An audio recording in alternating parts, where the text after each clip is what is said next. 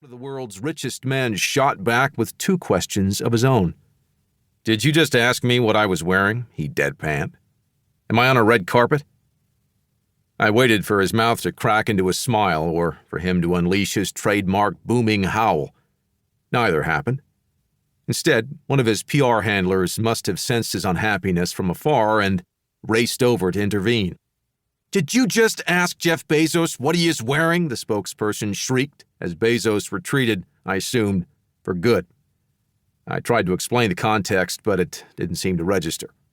Much to my surprise, though, Bezos returned a short while later after helping himself to a non-alcoholic drink. "What are you wearing?" he volleyed back. I explained awkwardly that my outfit was selected by a stylist working for a service called Trunk Club, an independent startup that had sold to Nordstrom in 2014 for $350 million. I didn't mention that my sister had gifted me the service, in part because she knew I was a terrible decision-maker, and in part because I needed to step up my fashion game in advance of hosting a new conference of my own. What I did reveal to Bezos was that the service required that you trust the advice of a random human to pick out your clothes, one undoubtedly with some type of fashion sense, but perhaps not exactly your fashion sense. "Aha," Bezos said, nodding along. I wondered what the person who had reinvented bookselling, then blown up the entire retail landscape through digital commerce, thought of a rather old-school approach. Leave it all to humans? For innovators like Bezos, wouldn't the ideal service use technology to outsmart humans?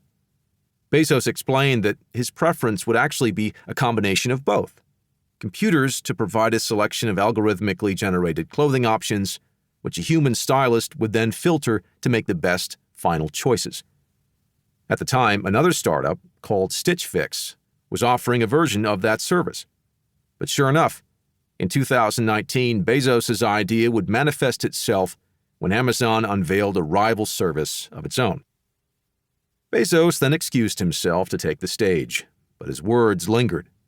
It was just one of many examples where Bezos had crafted a vision of Amazon's future that seemed outlandish. Amazon, a fashion stylist?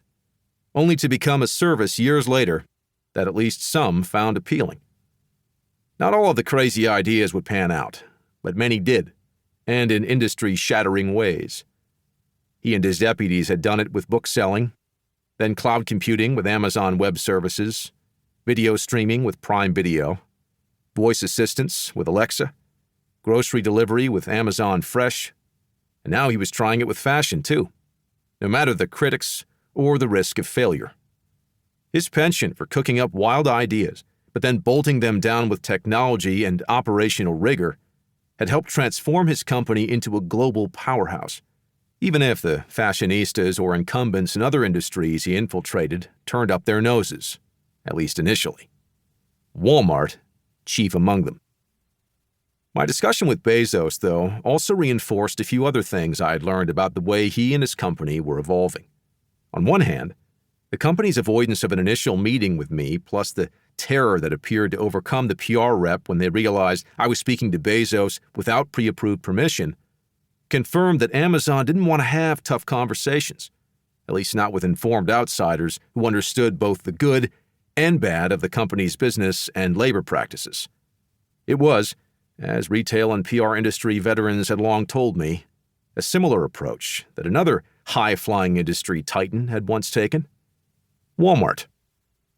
Of course, before Amazon came along, Walmart was the big bad bully of retail and American capitalism, with a reputation for squeezing suppliers until they moved operations to cheaper labor overseas, paying its workers next to nothing, and decimating mom-and-pop shops while plundering their local communities for tax breaks.